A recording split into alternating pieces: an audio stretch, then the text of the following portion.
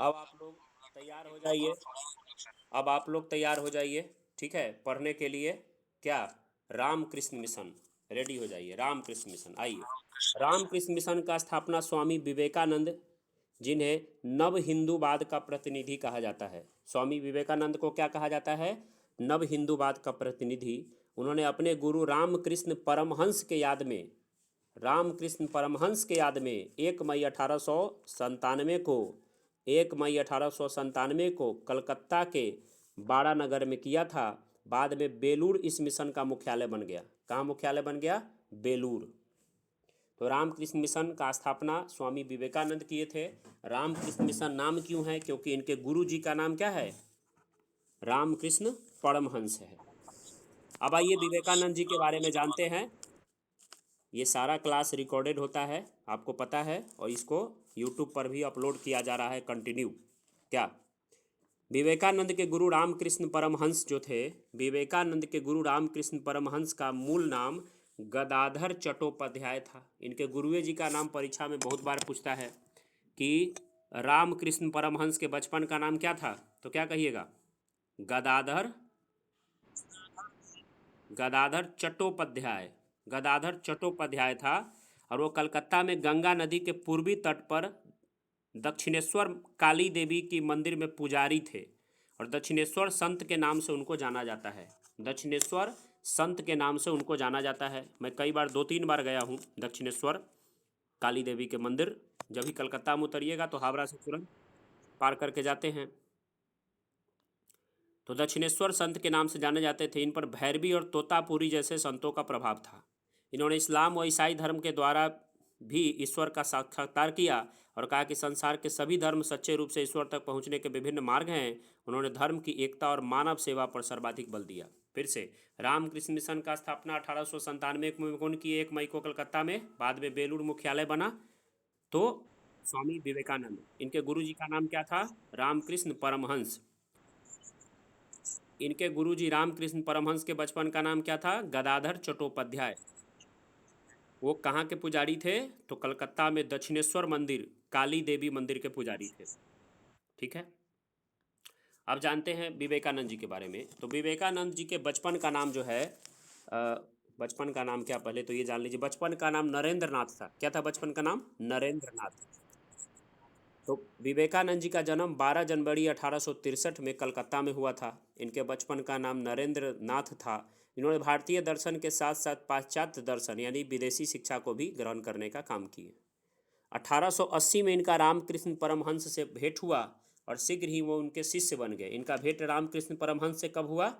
1880 में। और 1891 में इन्होंने संपूर्ण भारत की यात्रा किया और यहाँ की गरीबी व भुखमरी का प्रत्यक्ष अनुभव किया।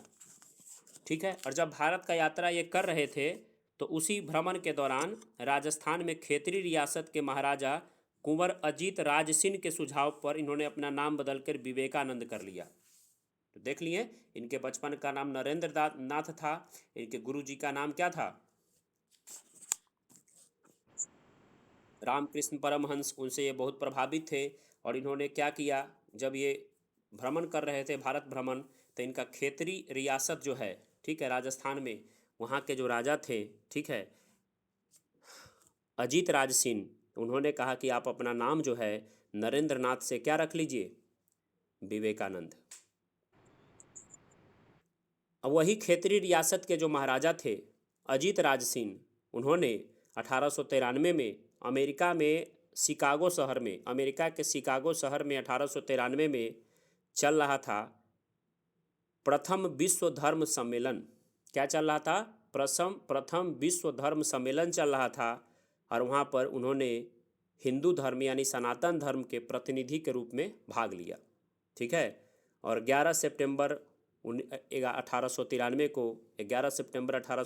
को इनका जो ओजपूर्ण भाषण था, उसमें सोच लीजिए कि द न्यूयॉर्क हेराल्ड ने, अमेरिका की पत्रिका द न्यूयॉर्क हेराल्ड ने लिखा कि विवेकानंद का भाषण सुनने के पश्चात ऐसा लगता है कि भारत जैसे देश में, जहां स्वामी जैसे ज्ञानी रहते हैं, सुधारने के लिए पश्चिम से प्रचारक भेजने की बात कितनी बड़ी मूर्खता की बात है। समझ गए? मतलब क्या बोला? द न्यूयॉर्क हेराल्ड ने क्या लिखा कि भारत जैसे देश में, ठीक है, जहाँ पे स्वामी जी जैसे विद्वान लोग रहते हैं, पश्चिम प्रचारक को भेजना मूर्खता जैसी बात है। इन्होंने तूफानी भ्रमण करने वाला साधु इनको कहा गया। इन्होंने यह भविष्यवाणी किया कि आने वाले समय में समस्त विश्व पर सर्वहारा वर्ग और दलितों का शासन होगा। क्या इनका भविष्यवाणी बात सही है कि नहीं है? एक भी राज्य में बताइए भूमिहार मुख्यमंत्री है, ब्राह्मण एक दो को कहीं गलती से है। हर जगह सर्वहारा वर्ग का शासन हो गया है, उसी का जनसंख्या है, उसी का शासन है। और ये भविष्यवाणी बताइए 1893 में ही कर दिए थे। आज से 100-150 बरस पहले कौन कर दिए थे? स्वामी जी कर दिए। ठीक है। और इसकी शुरुआत भी इन्होंने बोला जो कहाँ से होगा? रूस और चीन से होगा। बाप रे बाप, कितना बड़े विद्वान थे सोचिए। विवेकानंद 3 वर्ष तक शिकागो में रहे और इस दौरान 1896 में न्यूयॉर्क में वेदांत सोसाइटी और कैलिफोर्निया में शांति आश्रम का स्थापना किया। ऐसा नहीं हुआ जो 1893 में भाषण दे करके चले आए शिकागो से, वहाँ रहे 3 साल।